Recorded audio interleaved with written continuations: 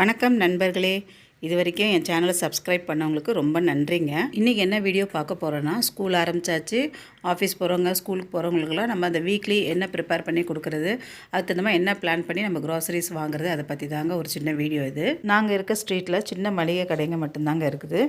அதனால் weekly once போய் கடைகளில் சூப்பர் மார்க்கெட்டில் போய் கொஞ்சம் திங்ஸ் வாங்கி ஸ்டோர் பண்ணி வச்சுப்பேன். இந்த தடவை போயிருந்தப்போ இந்த மாம்பழம், ஜவ்வாரி மாம்பழம் கிடச்சிச்சு, அது வாங்கினேன்.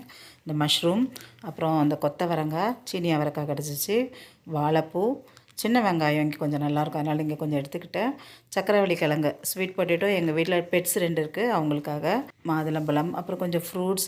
ஸ்கூலுக்கு எங்கள் வீட்டில் குட்டி பாப்பா ஒன்று போகிறா, அவங்க ஸ்கூலில் ரொம்ப ஸ்ட்ரிக்ட்டு. பிஸ்கெட், சாக்லேட்ஸ்லாம் என்கரேஜ் பண்ண மாட்டாங்க. அப்படி கொடுத்து விட்டோம்னா மறுநாளே கம்ப்ளைண்ட் பண்ணி நம்மளை வர வச்சுருவாங்க. அதனால் இந்த மாதிரி ஃப்ரூட்ஸோ இல்லை வீட்டில் செஞ்ச பலகாரமாக தான் கொடுத்து விடணும்.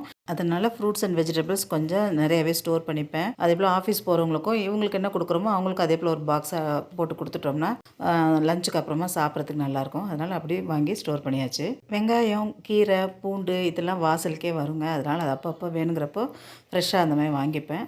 இந்த தடவை போயிருந்தப்போ இதெல்லாம் வாங்கியிருந்தேன். வெஜிடபிள்ஸ் மோஸ்ட்லி சூப்பர் மார்க்கெட்டில் நான் வாங்க மாட்டேன்.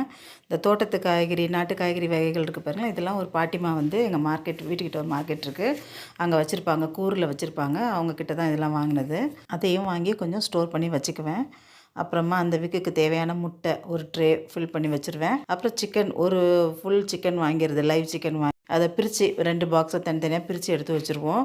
எங்கள் வீட்டில் பெட்ஸ் 2 இருக்குதுன்னு சொன்னேன் இல்லைங்க, அவங்களுக்கு கொஞ்சம் சிக்கன் தேவைப்படும். அப்புறம் அந்த வீக்குக்கு தேவையான மாவு வகைகள், தோசை மாவு, ஆப்ப மாவு, அப்புறம் வடை மாவு, தோசை மாவு 3லேருந்து 4 நாள் வரைக்கும் வர மாதிரி வச்சுப்பேன் நான். இதுதாங்க என்னோடய சண்டே ரொட்டீன். இந்த வீடியோ உங்களுக்கு பிடிச்சிருந்தா லைக் பண்ணுங்கள், ஷேர் பண்ணுங்கள், சப்ஸ்கிரைப் பண்ணுங்கள். For more videos stay connected and thanks for வாட்சிங்.